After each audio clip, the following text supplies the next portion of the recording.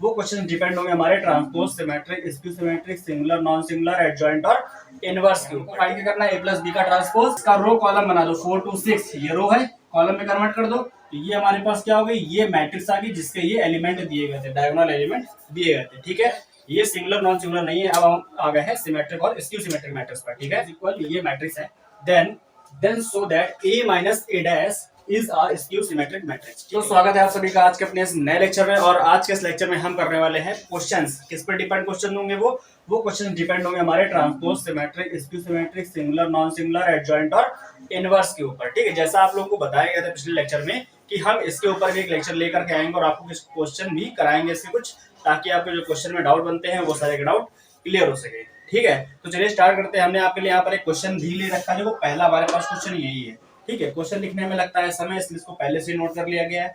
अब देखो चलिए करते हैं सॉल्व। क्या है देखो, यहाँ पर हमें गिवन है इफ ए इज इक्वल, ये मैट्रिक्स है 3 ऑर्डर की, एंड बी इज इक्वल, ये एक 3 ऑर्डर की स्क्वायर मैट्रिक्स दी गई है। ठीक है, then so that A plus B dash is equal A dash plus B dash, ये हमको प्रूफ करके लाना है। LHS is equal RHS proof करके लाना है। ठीक है, ये जो डैश है, डैश का मतलब होता है ट्रांसपोज। जब आपको ट्रांसपोज बताया गया था तो ट्रांसपोज का मतलब बताया था ना कि या तो ए रेज टू पावर टी लिखा हो या फिर ए डैश लिखा हो, दोनों का मतलब क्या होता है, ट्रांसपोज होता है ना। तो हम क्या करेंगे, हमको करना क्या है, इसका लेफ्ट हैंड साइड और राइट हैंड साइड दोनों ही लेकर के आना है। अगर वो इक्वल निकलता है तो ये हमारा प्रूव हो जाएगा। ठीक है, तो चलिए सॉल्व करते हैं। सबसे पहले हम क्या फाइंड करेंगे, ए प्लस बी डैश। ठीक है, तो यहाँ लिखो लेफ्ट हैंड साइड में क्या गिवन है, ए प्लस बी डैश। तो पहले क्या करेंगे, ए प्लस बी निकालेंगे, है ना। तो जब ए प्लस बी फाइंड करेंगे तो इसको प्लस इसको लिखेंगे यहाँ पर। तो यहाँ पर ये क्या है, 1 2 4 है, 0 माइनस 1 1, 5 3 और 0। ये हमारे पास ए हो गया, प्लस बी का वैल्यू ये है 3 0 3 2 2 और यहाँ पर भी 2 है 1 1 5। ठीक है, ये हमारे पास ए हो गया, ये हमारे पास बी हो गया, दोनों को ऐड कर दो तो क्या आ जाएगा, ए प्लस बी आ जाएगा। ठीक है, तो यहाँ पर आ जाएगा ए प्लस बी का वैल्यू, ये हो जाएगा क्या, 1 को 3 में ऐड कर दोगे, ये हो गया 4, 0 को 2 से ये हो गया 2, 5 और 1 6 हो गया। यहाँ पर 2 और 0 2 रहेगा, माइनस 1 और 2 1 आ जाएगा, 3 और 1 4 हो गया। ठीक है, 4 और 3 7, 1 2 3 0 और 5 5। ठीक है, तो ये हमारे पास क्या आ गया, ये हमारे पास a प्लस बी आ गया। हमको फाइंड करना है a प्लस बी का ट्रांसपोज। तो क्या करेंगे, यहाँ पर a प्लस बी का ट्रांसपोज निकालेंगे। यहाँ पे ट्रांसपोज कैसे निकलेगा, इसके रो को कॉलम में कन्वर्ट कर दो। तो यहाँ पर हम क्या करेंगे, इसका ट्रांसपोज निकालेंगे। ठीक है, तो देखो इसका ट्रांसपोज, इसका रो कॉलम बना दो 4 2 6, ये रो है, कॉलम में कन्वर्ट कर दो तो ये हो गया 4 2 6। सेकंड रो सेकंड कॉलम, तो 2 1 4, थर्ड रो थर्ड कॉलम 7 3 और 5।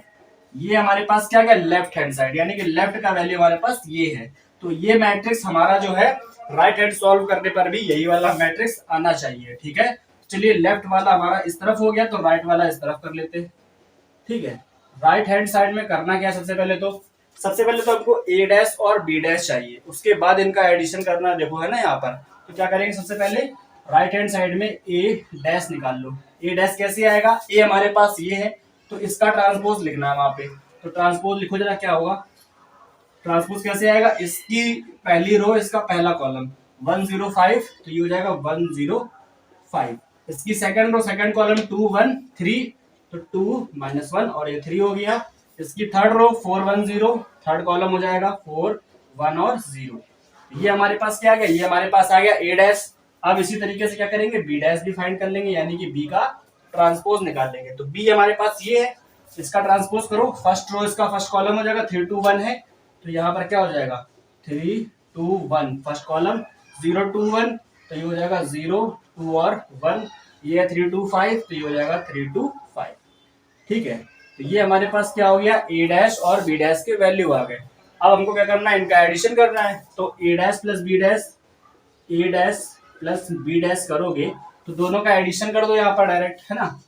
तो ये क्या हो जाएगा, 1 को 3 में ऐड कर दो, 4 2 और 0 2 हो गया, 4 और 3 7 हो गया, 0 और 2 2 हो गया, माइनस 1 और 2 1, 1 और 2 3 हो गया, 5 और 1 6 हो गया, 3 1 4 0 5 5 हो गया। ठीक है, तो यहाँ देखो कि क्या जो हमारे पास a प्लस बी डैश ये आया था क्या वो यही है, 426 426 214 214 735 735 ये दोनों ही सेम है। इसका मतलब क्या है कि हमारा जो a प्लस बी डैश है वो a dash plus B dash के इक्वल है।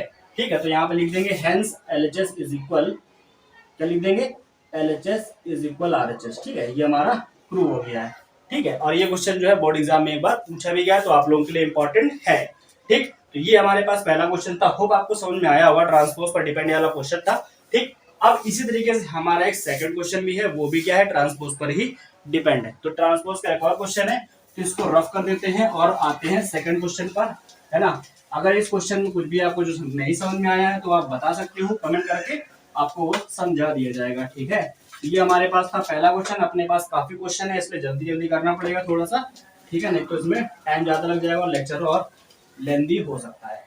ठीक है, तो चलिए देखिए अपने पास सेकंड क्वेश्चन हमारे पास ये है। ठीक है, सेकंड क्वेश्चन में देखो गिवन क्या है, यहाँ पर गिवन है ए और बी एक दो अलग अलग मैट्रिक्स है। ठीक है, देन प्रूव दैट, क्या प्रूव करना है, A into B dash is equal B dash into A dash. ठीक है, ये ट्रांसपोज की एक प्रॉपर्टी भी थी, आप लोगों को बताया गया था, है ना। तो यहाँ पर हमको क्या करना है, इसका लेफ्ट हैंड साइड इसके राइट हैंड साइड के इक्वल लेकर के आना है। ठीक है, तो सेम नेक्स्ट इसके पहले वाले क्वेश्चन की तरह ही है ये वाला क्वेश्चन भी, बस इसमें एडिशन करना है, इसमें क्या करना है, मल्टीप्लीकेशन करना है। ठीक है, तो सबसे पहले हम क्या करेंगे, लेफ्ट हैंड साइड को सॉल्व करेंगे। लेफ्ट हैंड साइड में हमारे पास है क्या, a इंटू बी डैश है, तो सबसे पहले हम क्या करेंगे, a इंटू बी फाइंड करेंगे, है ना। तो a का वैल्यू क्या है, ये है 2031 और b का वैल्यू क्या है 3 2 4 और 1। इनका करा लो मल्टीप्लाई। जब a इंटू बी करेंगे तो क्या आ जाएगा हमारे पास, इसका मल्टीप्लाई इसके फर्स्ट कॉलम में, फर्स्ट रो फर्स्ट कॉलम, 2 3 जा 6 प्लस 3 2 जा 6। ठीक है, इसका मल्टीप्लाई अब इसका मल्टीप्लाई इसमें कराओ, 2 4 जा 8 और 3 1 जा 3, ये आ गया। ठीक है, अब इसकी सेकंड रो का मल्टीप्लाई फर्स्ट कॉलम में कराओ, तो 0 का 3 में 0 प्लस 1 का 2 में 2। अब इसका मल्टीप्लाई इसमें कराओ, 0 का 4 में 0, 1 का 1 में 1। ठीक है, तो ये हमारे पास क्या आ गया, ये हमारे पास आ गया 12 और ये हो गया 2, ये भी हो गया 11 और ये हो गया 1। ठीक, अब हमारे पास क्या आ गया, ये आ गया a इंटू बी आ गया। ठीक है, अब क्या करना है, अब हमको क्या करना है, अब इसका ट्रांसपोज करना है, यानी कि हमको a into B dash find करना है। तो a इंटू बी डैश कैसे निकलेगा, इसके रो को कॉलम में कन्वर्ट कर दो, यानी कि 12 11 और ये हो जाएगा 2 और 1। ये हमारे पास क्या आ गया, a इंटू बी डैश आ गया। अब राइट हैंड साइड में क्या करना है, b dash into A dash, इसको फाइंड करना है। ठीक है, तो यहाँ पर आप राइट हैंड साइड में सबसे पहले हम b डैश और a डैश निकाल लेते हैं, उसके बाद मल्टीप्लाई करेंगे। तो b डैश का वैल्यू क्या होगा, ये b है, इसका ट्रांसपोज लिखो, तो 3 4, ये फर्स्ट कॉलम है तो फर्स्ट रो हो जाए, फर्स्ट रो है तो वो फर्स्ट कॉलम हो जाएगा, यानी कि 3 और 4, यहाँ पर 2 1 है तो ये हो जाएगा सेकंड कॉलम इसका। ठीक है, ये हमारे पास b डैश आ गया और a डैश का वैल्यू क्या आएगा, इसके ट्रांसपोज से, इसका ट्रांसपोज निकालोगे, इसकी फर्स्ट रो इसका फर्स्ट कॉलम हो जाएगा, क्या हो जाएगा 2 3 और हो जाएगा 0 और 1। ये हमारे पास आ गया b डैश और a डैश की वैल्यू। अब क्या करेंगे, अब इसका मल्टीप्लाई करा देंगे। ठीक है, यानी कि b dash into a dash क्या आएगा, इनका मल्टीप्लाई कराओ जरा यहाँ पर। ठीक है, देखो इसकी फर्स्ट रो इसका फर्स्ट कॉलम, 3 2 जा 6 प्लस 2 3 जा 6, ये हो गया। अब इसका मल्टीप्लाई इसमें हो गया, अब इसका इसमें कराओ, 3 का 0 में 0, 2 का 1 में 1, सॉरी 2 का 1 में 2, ये हो गया। ठीक, अब इसका मल्टीप्लाई इसमें कराओ जरा, इसका जो मल्टीप्लाई इसमें कराओगे 4 3 जा 12। ठीक है, और क्या हो जाएगा, सॉरी क्या कराओगे, इसका इसमें कराओगे तो 4 2 जा 8 हो जाएगा और 1 का 3 में कराओगे तो 3 हो जाएगा। ठीक, अब इसका मल्टीप्लाई इसमें कराओ तो 4 का 0 में 0, 4 1 जा 4। ठीक, ये हमारे पाने पास आ गया। हमने क्या किया, इन दोनों को मल्टीप्लाई करा के यहाँ लिख लिया। ठीक, अब क्या करेंगे, अब इसको सॉल्व कर दोगे तो क्या हो जाएगा, ये हो जाएगा 12, ये हो जाएगा 11, ये हो जाएगा 2 और ये 4 हो जाएगा। ये हमारे पास किसका वैल्यू है, b dash into A dash. तो क्या हमारा ए बी डैश, ये हमारा ए बी डैश है। ठीक है, यहाँ पर 4 नहीं, यहाँ पर 4 का मल्टीप्लाई 0 में 1 का 1 में 1 हो जाएगा, तो यहाँ पर आएगा 1। ठीक है, 1 आएगा। अब देखो, अब हमारे पास ये और ये दोनों क्या है, सेम है। ठीक है, हमारे पास a into B dash is equal B dash into A dash के इक्वल आ रहा है। ठीक है, वहां पर एक मिस्टेक थी जो कि सही कर दी गई है। अब यहाँ पर देखो ये दोनों LHS इज इक्वल RHS आ गया, तो यहाँ पर हम लिख सकते हैं LHS इज इक्वल RHS, ये हमारा प्रूव हो गया है। ठीक है, तो ये था हमारे पास क्वेश्चन नंबर सेकंड। ज्यादा बड़े बड़े क्वेश्चन नहीं है, छोटे छोटे क्वेश्चन है, आप लोगों को सॉल्व करने हैं, सॉल्व करोगे तो डाउट क्लियर होते जाएंगे। ठीक है, तो चलिए ये वाला क्वेश्चन अगर समझ में आ गया है तो अब हम चलते हैं नेक्स्ट क्वेश्चन पर। अपने पास जो नेक्स्ट क्वेश्चन है वो क्या है, चलो देखते हैं, है ना। तो इसको हटा देते हैं यहाँ से, फिर आते हैं अपने नेक्स्ट क्वेश्चन पर। तो चलिए अब आते हैं अपने क्वेश्चन नंबर थर्ड पर, और देखो हमारे पास क्वेश्चन नंबर थर्ड क्या है। ठीक, हमारे पास क्वेश्चन नंबर थर्ड में क्वेश्चन ये गिवन है, मैट्रिक्स एक 3 ऑर्डर की स्क्वायर मैट्रिक्स है, और क्या कहा जा रहा है, कहा जा रहा है ये मैट्रिक्स एक सिंगुलर मैट्रिक्स है, देन थीटा का वैल्यू बताना है। ठीक है, यानी कि इसको सॉल्व करके थीटा जो है, जो यहाँ पर दिया गया है, उसका वैल्यू क्या आएगा ये बताना है। ठीक है, तो इस टाइप के भी क्वेश्चन है, ये हमारे पास सिंगुलर मैट्रिक्स का है क्वेश्चन है। ठीक, अब आप लोगों को पता होगा जब इसका सोल्यूशन करोगे तो सिंगुलर मैट्रिक्स क्या होता है, सिंगुलर मैट्रिक्स क्या होता है, if A is a singular matrix. ठीक है, तो सिंगुलर मैट्रिक्स और नॉन सिंगुलर मैट्रिक्स के बारे में जब बताया था तो बताया था कि सिंगुलर मैट्रिक्स एक ऐसा मैट्रिक्स होता है जिसका मॉड, यानी कि जिसका डिटरमिनेंट 0 के इक्वल होता है। ठीक है, यानी कि जिसका मॉड है क्या होता है, 0 के इक्वल होता है। देन हम क्या करेंगे, इस वाले मैट्रिक्स का मॉड निकालेंगे और उसको 0 के इक्वल करेंगे। ठीक है, तो अब क्या करेंगे, मॉड ए जब फाइंड करोगे तो मॉड ए कैसे आएगा, इसका मॉड करके, यानी इस वाले मैट्रिक्स का मॉड निकालो, cos sin 0 sin theta cos theta 0 और 0 0 1। मॉड का मतलब क्या है, मॉड का मतलब है कि इसको पहले तो एक्सपेंड करो, इस वाले मैट्रिक्स को एक्सपेंड करके ओपन करो। तो हम क्या करेंगे, इसको इसकी थर्ड कॉलम के अलोंग एक्सपेंड करेंगे। क्यों, क्योंकि वहां पर 0 0 दो बार आ रहा है, तो हमको ये 2 बार में एक्सपेंड नहीं करना है, सिर्फ लास्ट वाले से करना है। ठीक है, तो जब इसको एक्सपेंड करोगे तो क्या आएगा, यहाँ पर आएगा 0 0 1 छोड़ दो, जब इसके अलोंग आएगा तो बचेगा क्या, सिर्फ ये बचेगा।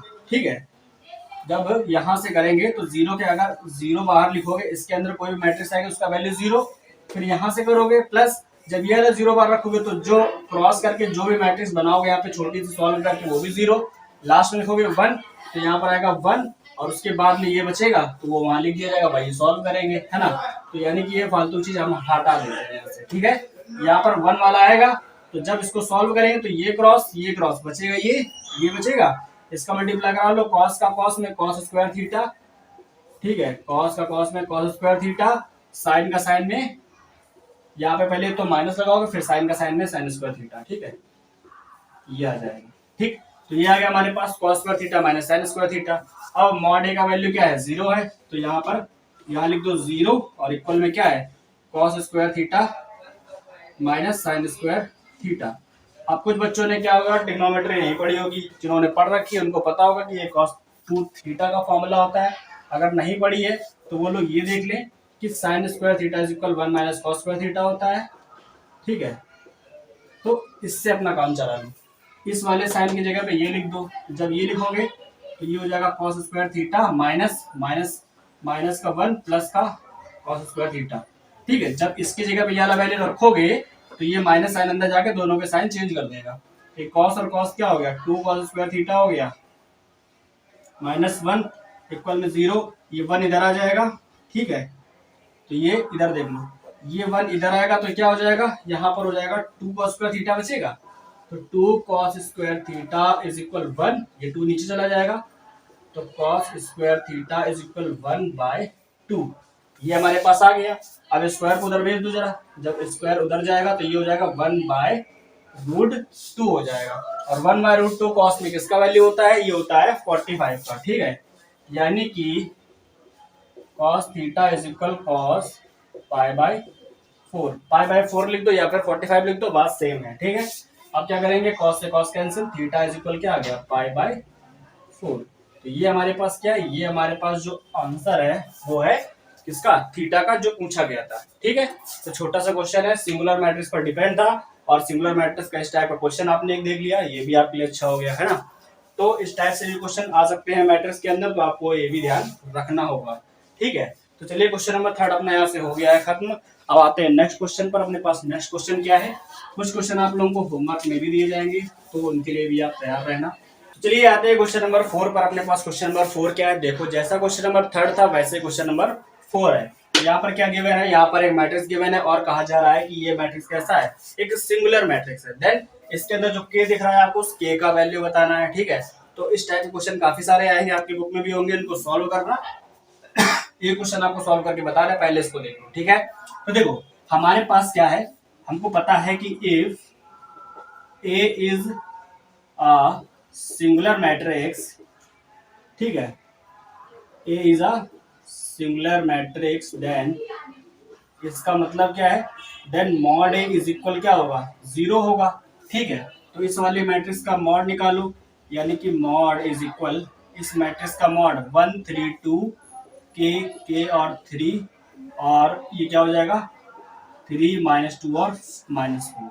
ठीक है, इस वाली मैट्रिक्स को एक्सपेंड कर दो किसी भी रो किसी भी कॉलम के अलोंग। हम क्या करेंगे, इसको फर्स्ट रो, इसकी फर्स्ट रो के अलोंग ही एक्सपेंड करेंगे। ठीक है, तो देखो यहाँ पर 1 है, सबसे पहले 1 लिखो, अंदर यहाँ पे क्रॉस किए, यहाँ क्रॉस किए, ये बच रहा है। ठीक है, तो लिख दो k 3 -2 -4। ठीक है, अब क्या लगाओगे, ये k है ना, k कौन सा नंबर है, ये एलिमेंट नंबर है A12, यानी कि फर्स्ट रो का सेकंड एलिमेंट। तो यहाँ पे लगाओगे माइनस का साइन, ये आ गया k। ठीक है, ये क्रॉस किया, ये क्रॉस किया, क्या बचेगा 3 2 2 4, है ना, 3 2 2 और -4, ये बच रहा। ठीक है, अब लास्ट एलिमेंट क्या है, 3 है, तो यहाँ पे लगाओगे प्लस का 3, और ये क्रॉस किया, ये क्रॉस किया, ये बचेंगे, तो 3k 2 3, ये बच रहा है 3k 2 और 3, ये हमारे पास आ गया। ठीक, तो हमने इसको एक्सपेंड कर दिया इसके फर्स्ट रो के अलोंग। लिखने की जरूरत नहीं है, आप लोग किसके अलोंग एक्सपेंड कर रहे हो, बस आपको एक्सपेंड करना है। ठीक है, अब मॉड ए की जगह क्या पुट कर देंगे, 0, तो मॉड ए क्या हो जाएगा, 0 इक्वल में क्या है, इक्वल में ये है, इसको सॉल्व करो। ये हमारे पास क्या है, देखो 4 का k में कराओगे माइनस का 4k। ठीक है, जब हम लोग यहाँ से ऑफ डायगोनल मल्टीप्लाई कराते हैं तो माइनस अपने आप लगा लेते हैं। ठीक है, 3 2 जा 6, ये 2 माइनस का है तो माइनस का 6 आएगा, और वो वाला माइनस इस वाले माइनस को प्लस कर देगा। ठीक है, तो ये हो गया प्लस का 6, ये माइनस का k बाहर लिखा हुआ है, लिखा रहने दो। 4 का 3 में कराओगे माइनस का 12, माइनस लगाओ, 2 का 2 में 4, लेकिन माइनस का 4 यहाँ पर आके प्लस का 4 हो जाएगा। ठीक है, ये आओ, यहाँ पर क्या लिखा है 3, 3 का 3 में 9, 3 का 3 में 9 माइनस 2 का k में 2k। ठीक है, ये हो गया। बस अब हमारे पास एक इक्वेशन टाइप में आ गया, एक लीनियर इक्वेशन बन गई है। अब इसको सॉल्व कर लेंगे। देखो यहाँ पर क्या, माइनस का 4k प्लस 6, 1 का मल्टीप्लाई कराओगे तो फर्क नहीं पड़ेगा। ठीक है, अब यहाँ 12 में से 4 चले गए, -8 बचा, -8 का मल्टीप्लाई k में कराओगे माइनस के, तो ये हो जाएगा प्लस का 8k। ठीक है, अब देखो इस 3 का अंदर मल्टीप्लाई करा दो, तो क्या हो जाएगा, 3 का 9 में करा 27, माइनस का 3 2 जा 6k, ये आ गया हमारे पास। ठीक है, अब देखो ये 6 और ये 4 कितना हो गया, 10k, और ये 8k है, तो -10 + 8 कितना आ गया, माइनस का 2k आएगा। ठीक है, तो यहाँ पर 0 है, ये आ गया माइनस का 2k। ओके, और ये 27 और 6, ये कितना हो जाएगा, 33 हो जाएगा। कितना हो जाएगा, 33 प्लस का 33। ठीक है, अब इस 2 के भेज दो इधर, जब 2k उधर चला जाएगा तो क्या हो जाएगा, प्लस का 2k इज इक्वल 33, तो यहाँ से k का वैल्यू क्या आ जाएगा, 33/2, ये हमारे पास आ गया k का वैल्यू। ठीक है, और ये हमारे पास क्या आंसर है, ये हमारे पास क्या है, इस वाले क्वेश्चन का आंसर है। ठीक है, अगर आपको ये इसमें मेरे ख्याल से कहीं भी आपको कोई प्रॉब्लम नहीं आई होगी। हमने क्या किया, सिर्फ मैट्रिक्स को एक्सपेंड किया है और सॉल्व करके k का वैल्यू निकाला है। अगर इसमें लगता है कहीं भी आपको कोई भी मिस्टेक हुई है तो आप उसको कमेंट कर सकते हो, अगर नहीं हुई मिस्टेक तो ये हमारे पास आंसर है, करेक्ट आंसर। ठीक है, तो हमारे पास जो k का वैल्यू क्या 33/2 यहाँ पर आ गया है, और ये हमारा क्वेश्चन नंबर 4 था। ठीक है, टोटल हमारे पास 12 क्वेश्चन है, जिनमें से हमने 1/3 कर लिए हैं, और हमारे पास टोटल 8 क्वेश्चन बचे हैं। ठीक है, चलिए बढ़ते हैं अपने नेक्स्ट क्वेश्चन पर, वो क्या देखते हैं जल्दी से, समय कम है हमारे पास। ठीक है, तो देखो इसको हटाते हैं।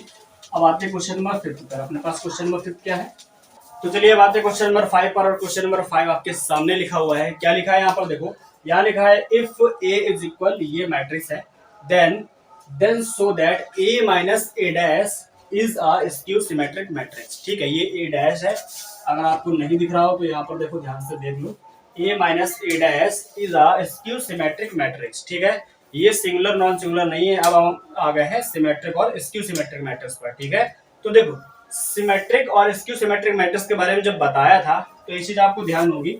सिमेट्रिक मैट्रिक्स में बताया था क्या, सिमेट्रिक मैट्रिक्स वो मैट्रिक्स होगा जो अपने ट्रांसपोज के इक्वल हो, यानी कि ए इज इक्वल एक ट्रांसपोज हो। और स्क्यू सिमेट्रिक मैट्रिक्स, और जब स्क्यू सिमेट्रिक के बारे में बताया था तब क्या बताया था, तब ये बताया था कि ए इक्वल होगा माइनस ए ट्रांसपोज के, यानी कि वो मैट्रिक्स अपने ट्रांसपोज के नेगेटिव के इक्वल होगा। ठीक है, तो ये मैट्रिक्स कैसा होगा, ये मैट्रिक्स होगा स्क्यू सिमेट्रिक मैट्रिक्स। ठीक, तो यहाँ पर हमारे पास ए तो दिया है, लेकिन पूछा जा रहा है इसके बारे में, ए माइनस ए डैश, इस पूरे के बारे में पूछना है कि ये हमारे पास एक स्क्यू सिमेट्रिक मैट्रिक्स होगा, इसको स्क्यू सिमेट्रिक मैट्रिक्स लेकर के हमको आना है। ठीक है, तो देखो कैसे करेंगे इसको, हम सॉल्व करते हैं। ठीक है, तो सबसे पहले आप जान लो ये चीज कि हम इसको कुछ लेट करके ही सॉल्व करेंगे, है ना, ताकि हमारे लिए समझना आसान हो जाए। अब देखो क्या है, यहाँ पर लेट करेंगे, लेट b इज इक्वल ये a माइनस ए डैश। ठीक है, हम लेट करेंगे कि b जो है वो ये है। ठीक, तो हमको लाना क्या होगा, हमको लेकर के आना होगा b इज इक्वल माइनस का बी डैश। अगर हम ये लेकर के आ जाते हैं, यानी कि अगर हम इसको इसके इक्वल ले आते हैं, तो हम कह सकते हैं, यानी कि हम बोल सकते हैं कि a माइनस ए डैश क्या है, एक स्क्यू सिमेट्रिक मैट्रिक्स है। ठीक है, हमने क्या किया, इस पूरे वैल्यू को b के इक्वल लेट कर लिया। ठीक है, अब हम क्या करेंगे, b को सॉल्व करेंगे और b is equal minus B dash लेकर के आएंगे। ठीक है भाई, स्क्यू सिमेट्रिक मैट्रिक्स की डेफिनेशन यही है ना कि वो मैट्रिक्स अपने नेगेटिव के ट्रांसपोज के इक्वल होना चाहिए। ठीक है, अपने ट्रांसपोज के नेगेटिव के इक्वल होना चाहिए।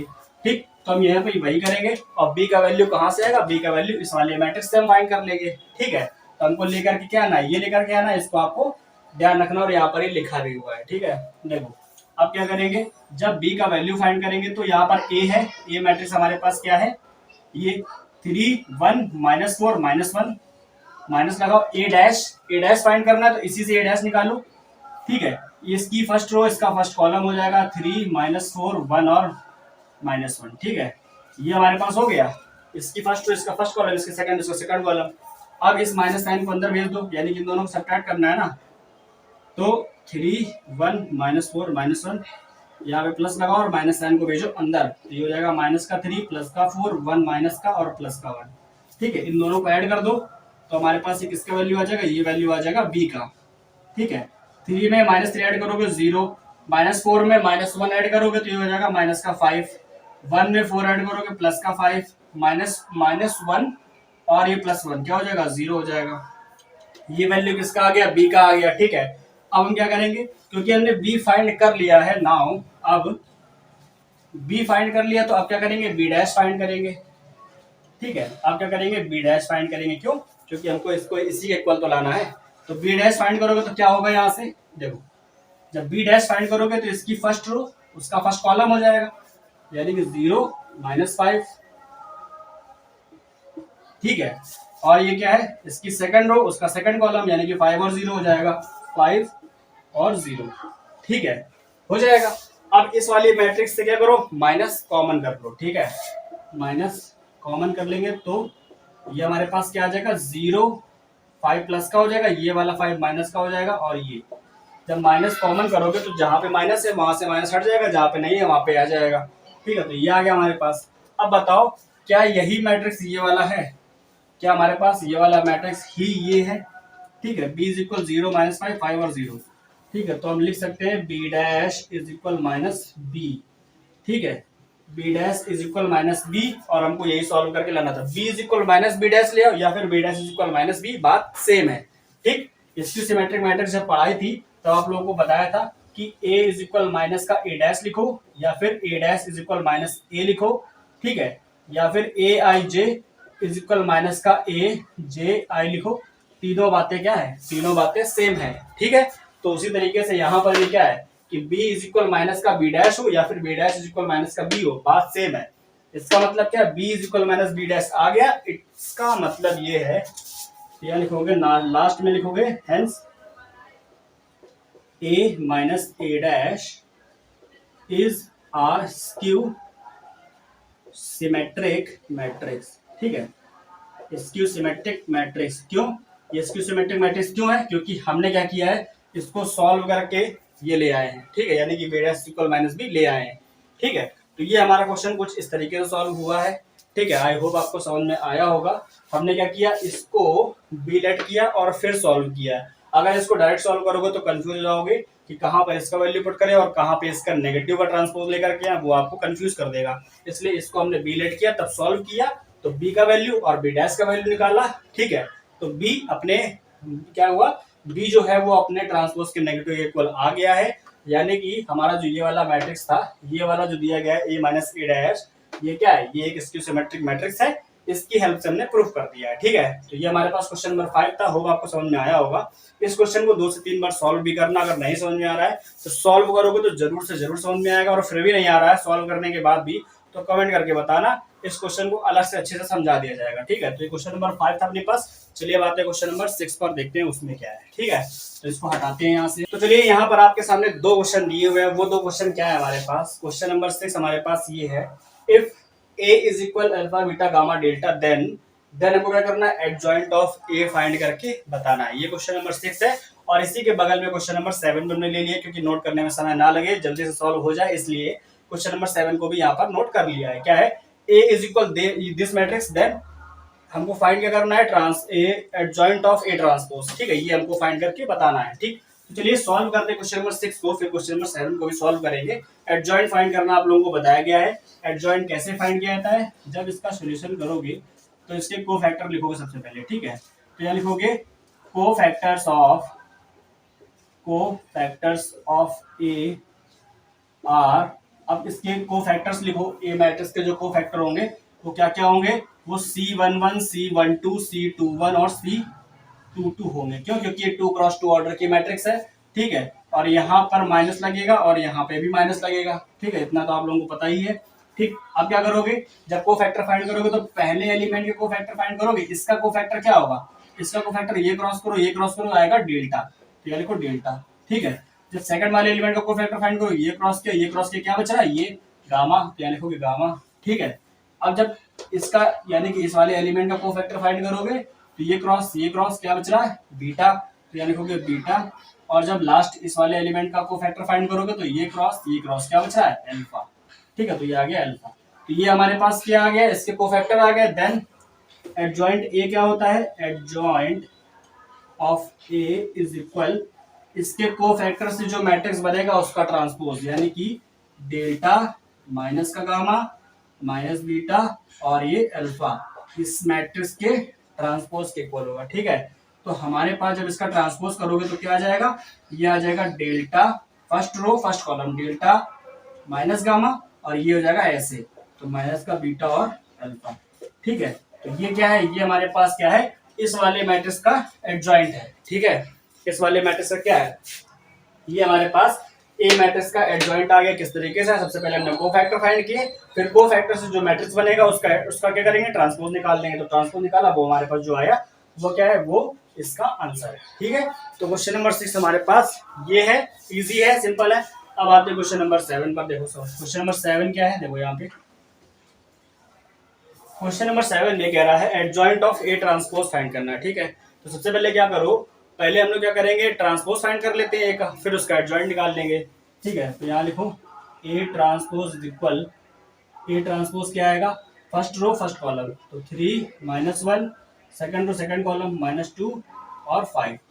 ये हमारे पास ए ट्रांसपोज आ गया। अब इसका एडजॉइंट निकालेंगे, तो इसका एडजॉइंट निकालने के लिए क्या करेंगे, सबसे पहले कोफैक्टर फाइंड करेंगे। ठीक है, यहाँ लिखेंगे cofactors of A transpose are, इससे कोफैक्टर क्या आएंगे, C11, C12, C21 और C22। ठीक है, और जहां जहां पर माइनस लगना है पहले ही माइनस लगा लिए। ठीक है, इसका कोफैक्टर ये होगा। ठीक है, इस वाले को कोफैक्टर ये होगा, इस कोफैक्टर में भी माइनस है तो उसको ब्रैकेट के अंदर लिखो। ठीक है, इस वाले एलिमेंट का कोफैक्टर ये होगा -2, और इस वाले एलिमेंट का कोफैक्टर ये होगा। ठीक है, तो ये देखो माइनस माइनस ये हो जाएगा +2, माइनस माइनस ये हो जाएगा +1। ठीक है, तो अब एडजॉइंट ऑफ ए ट्रांसपोज क्या आएगा, ये क्योंकि ए ट्रांसपोज के कोफैक्टर है ना, तो यहाँ लिखोगे adjoint of A transpose is equal, इसका जो मैट्रिक्स बनेगा, ठीक है, वो क्या है, 5 1 2 3, 5 1 2 3, इस मैट्रिक्स का ट्रांसपोज आएगा एडजॉइंट ऑफ ए ट्रांसपोज। ठीक है, तो इसका ट्रांसपोज कर दो, यानी कि इसकी फर्स्ट रो फर्स्ट कॉलम बना दो, 5 1 2 3, तो ये 2 और ये 3, तो ये हमारे पास क्या है, ये हमारे पास आंसर है इस वाले क्वेश्चन का। ठीक है, सबसे पहले हमने क्या किया, इस ए का ट्रांसपोज निकाल दिया, ये ट्रांसपोज है, फिर इस ट्रांसपोज के कोफैक्टर फाइंड किए, ये कोफैक्टर आ गए। ठीक है, कोफैक्टर से एक हमने बना दी मैट्रिक्स, और जब उसका ट्रांसपोज करेंगे तो क्या आ जाएगा, इसका एडजॉइंट मिल जाएगा, इसका ट्रांसपोज किया हमको मिल गया इसका एडजॉइंट। तो ये था हमारे पास क्वेश्चन नंबर 6 और क्वेश्चन नंबर 7। छोटे छोटे क्वेश्चन आपको सॉल्व करके बता दी किस तरीके से हुए हैं ये। अगर आपको लगता है कोई क्वेश्चन जो आपको दिक्कत दे रहा है वो आप कमेंट करके बता सकते हो, आपको वाला क्वेश्चन भी सॉल्व करके बता दिया जाएगा। ठीक है, तो यहाँ पर हमारे पास क्वेश्चन नंबर 6 और 7 होगा। चलते हैं नेक्स्ट क्वेश्चन पर, देखते हैं क्वेश्चन नंबर 8 हमारे पास क्या है। ठीक है, तो चलिए देखिए क्वेश्चन नंबर 8 हमारे पास क्या है। यहाँ पर एक 3 ऑर्डर की स्क्वायर मैट्रिक्स गिवन है और उसका इनवर्स फाइंड करना है। ठीक है, तो इनवर्स का जब टॉपिक आपको बताया गया था तो उसमें भी क्वेश्चन सॉल्व करके बताया गया था आपको इनवर्स का एक, और यहाँ पर भी हम क्या कर रहे हैं, एक इनवर्स का क्वेश्चन आपके लिए लेकर के आए हैं। ठीक है, तो देखो हम क्या करते हैं, इस वाले क्वेश्चन को सॉल्व करते हैं, और आपके लिए यहाँ पर हम एक होमवर्क क्वेश्चन भी आपको देंगे जो कि हमारा क्वेश्चन नंबर 9 भी है। ठीक है, तो क्वेश्चन नंबर 9 जो है वो आपके लिए होमवर्क क्वेश्चन होने वाला है, क्योंकि वो भी इसी तरीके से उसका भी इनवर्स ही फाइंड करना है। ठीक है, लेकिन वो लिखा अलग तरीके से गया है। देखो चलिए पहले क्वेश्चन नंबर 8 सॉल्व करते, फिर आते हैं क्वेश्चन नंबर 9 पर। ठीक है, देखो हमारे पास क्या है, यहाँ पर ए इनवर्स फाइंड करने के लिए हमको दो चीजें पता होनी चाहिए। क्या, इनवर्स का आप लोगों को फॉर्मूला पता होगा, ए इनवर्स इज इक्वल होता है 1/mod a into adjoint A. ठीक है, ये हमारे पास होता है ए इनवर्स का फॉर्मूला। तो इसके लिए हमको दो चीजें चाहिए, कौन कौन सी, मॉड ए और एडजॉइंट ए चाहिए। ठीक है, तो मॉड ए कैसे निकालोगे, मॉड ए निकालने के लिए इस वाले मैट्रिक्स को सॉल्व करना पड़ेगा। तो यह लिखोगे मॉड ए इज इक्वल, इसको एक्सपेंड कर दो, इसको इसकी फर्स्ट रो के अलावा एक्सपेंड कर दो, क्यों, क्योंकि उसमें एक जीरो भी है। ठीक है, जब एक्सपेंड करोगे तो यहाँ पे आ जाएगा 1, ये 1 है, क्रॉस करोगे तो क्या बचेगा, ये 4, यानी कि -1 4 2 और 1। ठीक है, यहाँ पर 0 है, 0 लगाओगे, 0 को एक्सपेंड करके अगर कोई मैट्रिक्स यहाँ अंदर आती भी है तो उसका वैल्यू 0 हो जाएगा, तो 0 के बाद लिखने की कोई जरूरत नहीं है। अब आ जाओ नेक्स्ट वाले एलिमेंट पे, यहाँ पर क्या है प्लस, ये वाले एलिमेंट क्या है -2। ठीक है, देखो 0 वाले के अंदर कुछ लिखने की जरूरत नहीं है क्योंकि उसका वैल्यू 0 होने वाला है, इसलिए इसको छोड़ देते हैं। ठीक है, लास्ट एलिमेंट -2 यहाँ लिख दिया। अब इसको क्रॉस किया, ये क्रॉस किया, ये बच रहा है, तो यहाँ पर नोट कर दो -2, ये हो गया। इसको सॉल्व कर लोगे तो यहाँ पर हमारे पास क्या आ जाएगा, मॉड ए का वैल्यू आ जाएगा। ठीक है, तो देखो यहाँ पर 1 है बाहर, कोई दिक्कत नहीं, 1 का 1 में ये हो जाएगा 1। ठीक है, माइनस का 1 हो जाएगा, माइनस लगाओ, 4 2 = 8, ये हो गया, ये वाला तो 0 हो गया, हटा दो इसको, इधर आओ, -2। ठीक है, 4 2 = -8, -3 1 = -3, ये हो जाएगा +3। ठीक है, ये हमारे पास आ गया इस तरीके से। अब इसको कर लो सॉल्व, ये हो गया -9 और 8 - 3 कितना हो गया, ये हमारे पास हो गया 5, -5 हो गया, -5 का मल्टीप्लाई -2 में करा दोगे तो ये हो जाएगा क्या, +10 हो जाएगा। ठीक है, और 10 - 9 क्या हो जाएगा, 1। तो हमारे पास मॉड ए का वैल्यू क्या आ गया, 1 आ गया। तो यहाँ लिख दो मॉड ए इज इक्वल 1। ठीक, तो ये हमारे पास मॉड ए का वैल्यू आ गया। अब क्या करेंगे, अब हमको फाइंड करना है क्या, कोफैक्टर ऑफ ए, क्योंकि एडजॉइंट ए फाइंड करने के लिए कोफैक्टर्स निकालने पड़ेंगे। देन यहाँ लिखोगे cofactors of A are, cofactor of A कैसे फाइंड करोगे, C11 C12 C13, ठीक है, C21 C22 C23, और इधर आ जाओ, यहाँ पर आ जाओ, C31 C32 और C33। ठीक है, जिसमें माइनस लगना है वहां पे आप पहले से माइनस लगा लो। ठीक है, यहाँ पे माइनस लगेगा, यहाँ पे भी माइनस लगेगा, और यहाँ पे माइनस लगेगा। ठीक है, ये आपको ध्यान रखना है कि माइनस कहाँ लगेगा, इसलिए ये नंबर यहाँ पर लिखे जाते हैं। ठीक है, अब देखो, अब इनके कोफैक्टर फाइंड करेंगे तो कोफैक्टर फाइंड करोगे इस वाले मैट्रिक्स से। ठीक है, तो देखो सबसे पहले C11 फाइंड करो। C11 फाइंड करने के लिए ये क्रॉस किया, ये क्रॉस किया, इसको सॉल्व करो। 1 का -1 में क्या आएगा, -1, फिर यहाँ माइनस लगाओ, 4 2 = 8, ये हो गया, तो यानी कि ये आ जाएगा -9। ठीक है, अब C12 फाइंड करो इस वाले एलिमेंट का कोफैक्टर। तो यहाँ आओ, यहाँ आओ, ये क्रॉस किया, ये क्रॉस किया, कोफैक्टर फाइंड कर रहे हैं, इसका मल्टीप्लाई नहीं कराएंगे, इसलिए यहाँ पर जीरो से कोई मतलब नहीं है। ठीक है, इसको क्रॉस किया, ये क्रॉस किया, 1 का -2 में और 3 का 6 में। 1 का -2 में कराओगे तो ये आ जाएगा -2 माइनस 3 का 2 में, तो 3 2 जा 6। ठीक है, ये हमारे पास हो गया C12। अब आएंगे C13 पर, तो इसका वैल्यू फाइंड करना है इसके लिए, तो ये क्रॉस किया, ये क्रॉस किया, 2 4 जा -8 माइनस 3 1 जा 3, तो ये हो जाएगा +3, क्योंकि यहाँ पर -1 पहले से ही है। ठीक है, तो ये 3 आ गए। उस तरीके से बाकी के फाइंड करो। जब C21 फाइंड करोगे, ये क्रॉस किया, ये क्रॉस किया, 1 का 0 में 0 और माइनस लगाया, 4 2 जा -8, तो ये हो जाएगा +8। ठीक है, C22 में आओ, ये इस वाले एलिमेंट के लिए C22 ये है ना, तो ये क्रॉस किया, ये क्रॉस किया, 1 का 1 में, 3 का 2 में। ठीक है, तो 1 का 1 में 1 माइनस 3 2 जा -6, तो ये हो जाएगा +6। ठीक है, अब इधर आ जाओ, तो ये हो जाएगा हमारे पास 7। ठीक है, और किसी को सॉल्व करना था, ये हमारे पास हो जाएगा -5, ये हमारे पास क्या हो जाएगा माइनस माइनस प्लस, ये हो जाएगा +8। ठीक है, तो यहाँ पर क्या है, ये -8 है, ये सॉल्व करना भूल गए। देखो यहाँ पर आओ, अब इस वाले एलिमेंट के लिए कोफैक्टर फाइंड करोगे, तो ये क्रॉस, ये क्रॉस, इसका इसमें मल्टीप्लाई, 4 1 जा 4, ये आ जाएगा 4 माइनस 3 का 0 में 0, तो क्या आ जाएगा, ये हो जाएगा -4 हो जाएगा। ठीक है, तो यहाँ पर ये तीनों, ये मतलब 6 कोफैक्टर आ गए हमारे पास। अब ये 3 बच रहा है। C31 कैसे फाइंड करोगे, C31 है ये वाले एलिमेंट का कोफैक्टर। ठीक है, तो ये क्रॉस, ये क्रॉस, ये बच रहा है, तो 2 का 0 में मल्टीप्लाई कराओगे, क्या आएगा 0 माइनस 1 का 2 में कराओगे तो क्या हो जाएगा 2 आएगा, दोनों माइनस के हैं तो कोई फर्क नहीं पड़ेगा, यहाँ पर आएगा 2।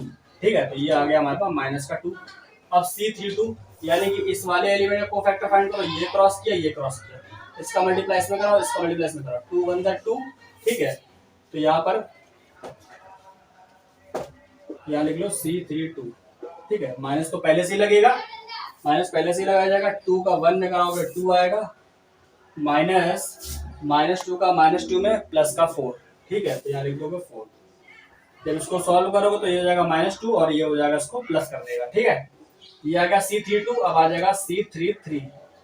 ठीक है, C33 फाइंड करो। C33 कैसे फाइंड करोगे, इसका कोफैक्टर फाइंड करना है, तो ये क्रॉस किया, ये क्रॉस किया, क्या बच रहा, 1 का -1 का 1 में करोगे तो क्या आ जाएगा -1 माइनस 2 का मल्टीप्लाई 0 में कराओगे तो ये हो जाएगा 0, तो यहाँ क्या आएगा -1 आएगा। ठीक है, तो ये हमारे पास क्या है, ये हमारे पास सारे कोफैक्टर आ गए। ठीक है, ये हमारे पास सारे कोफैक्टर आ गए।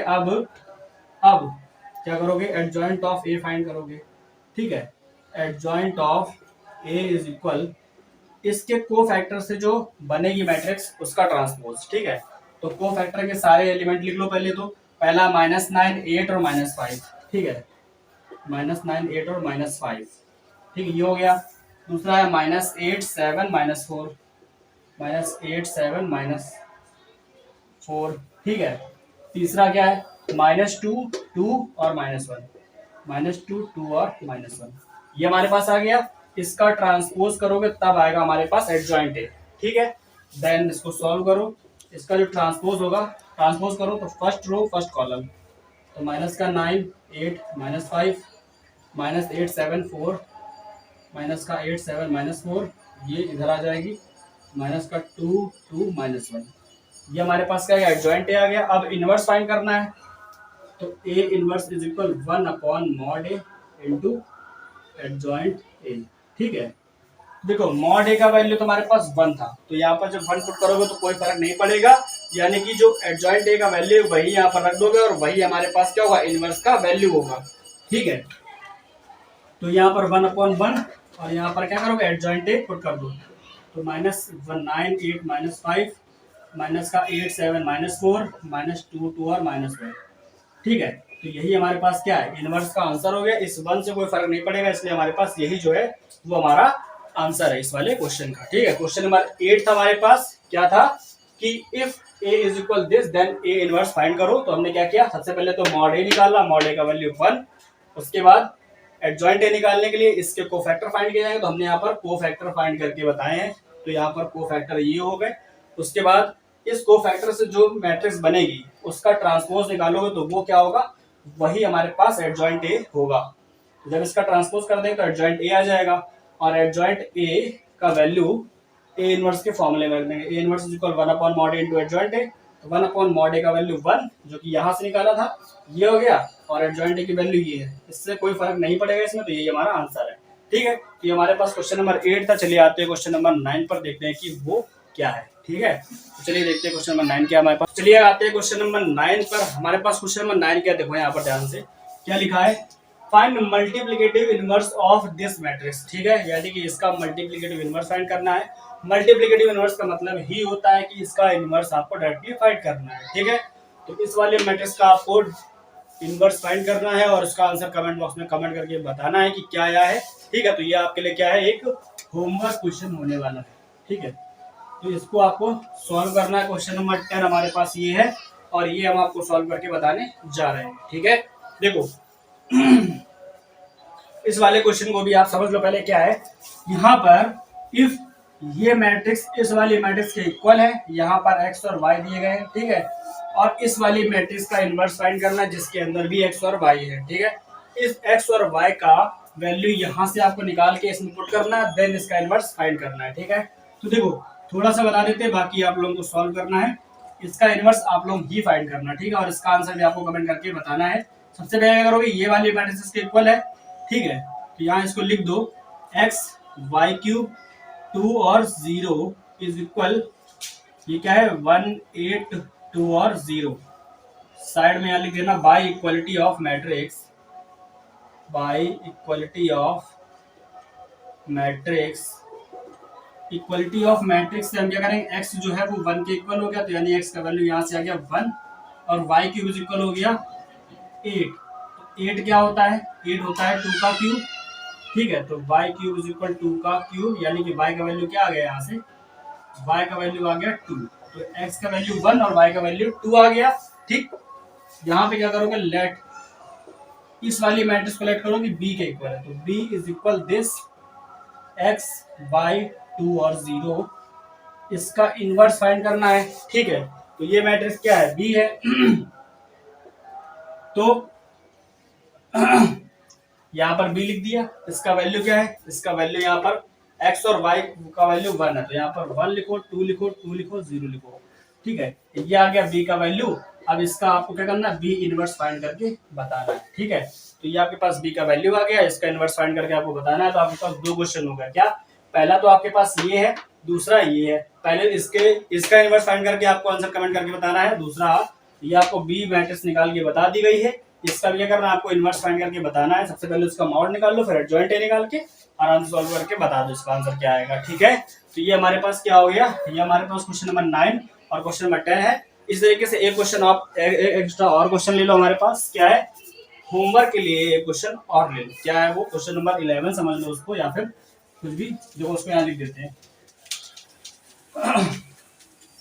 क्वेश्चन नंबर 11 जो कि आपके लिए होमवर्क क्वेश्चन है, वो क्या है, इफ a इज इक्वल, ये हो गया 0 1 0 1 0 0 और 0 0 1। ठीक है, ये मैट्रिक्स आपको दी गई है और इसका क्या करना है, इसका a इनवर्स फाइंड करना है। ठीक है, आपको ये होमवर्क में क्वेश्चन दिया जा रहा है, इसका भी आपको क्या करना है, इसका भी इनवर्स फाइंड करके आपको इसका आंसर कमेंट बॉक्स में कमेंट करना है कि क्या आएगा।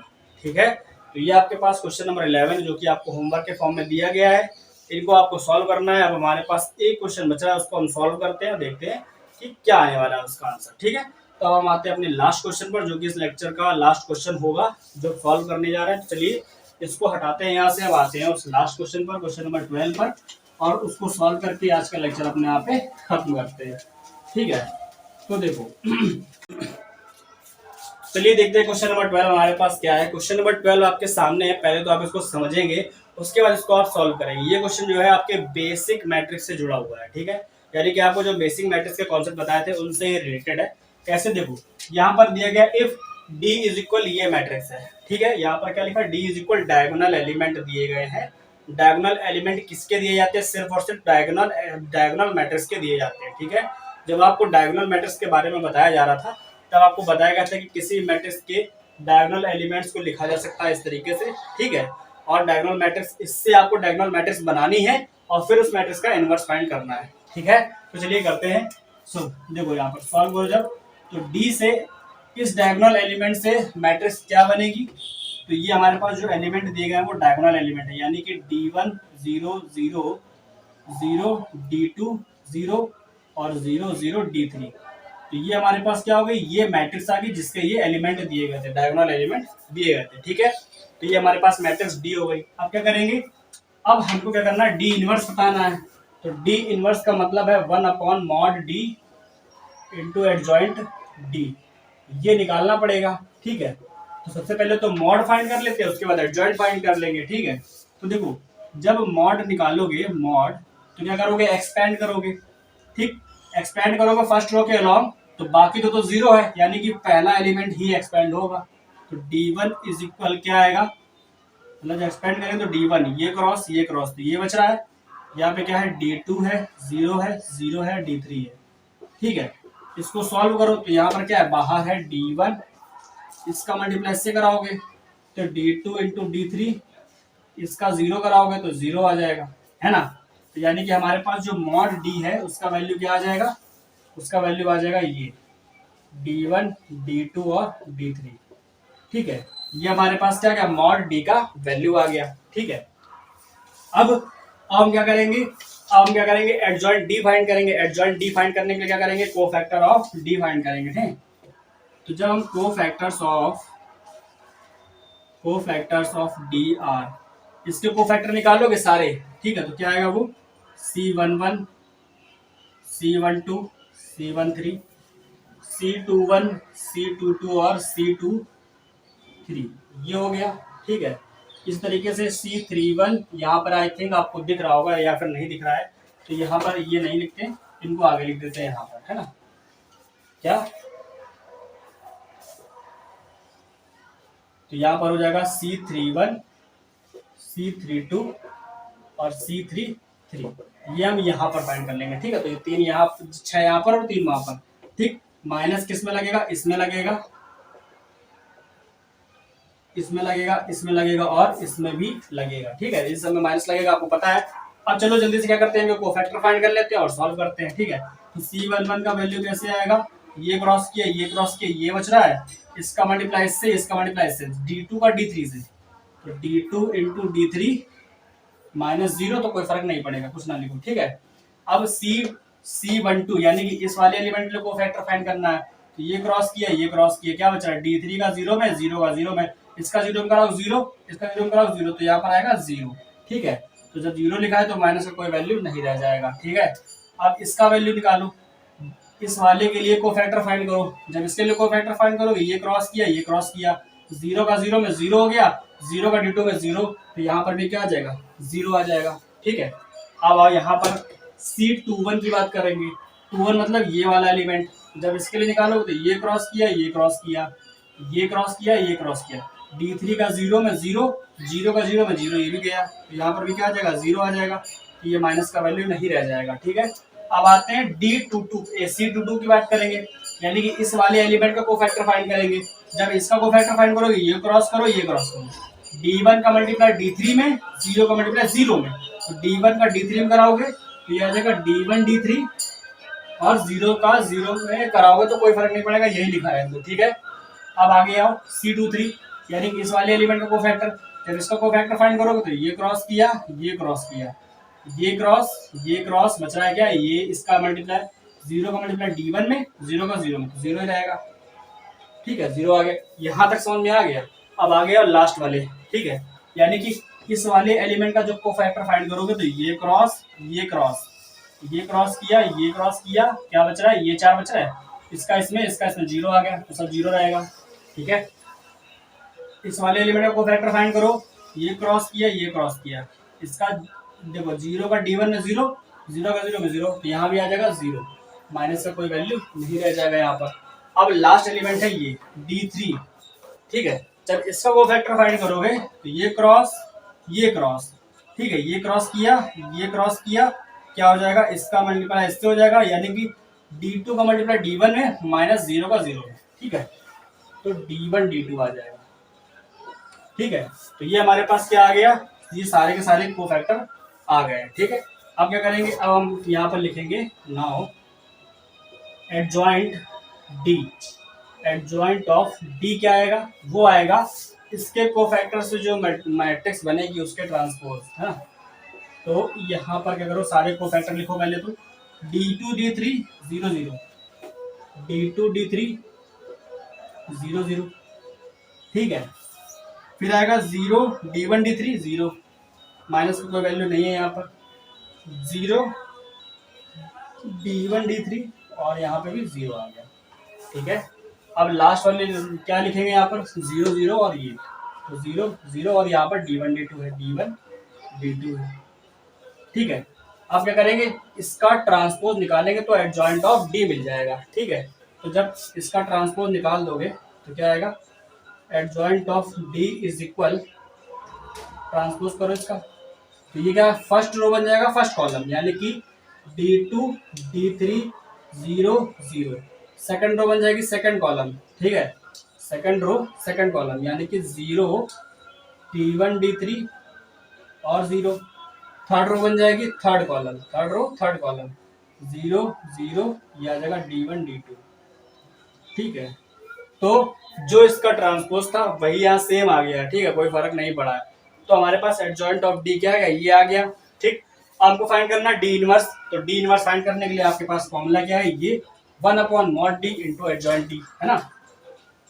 तो 1/mod D into adjoint D, यह लिखोगे D inverse is equal 1/mod D का वैल्यू क्या है, ये है D1 D2 D3, यह लिखोगे D1 D2 D3 और यहाँ पर ये वाली मैट्रिक्स लिख दोगे, ठीक है।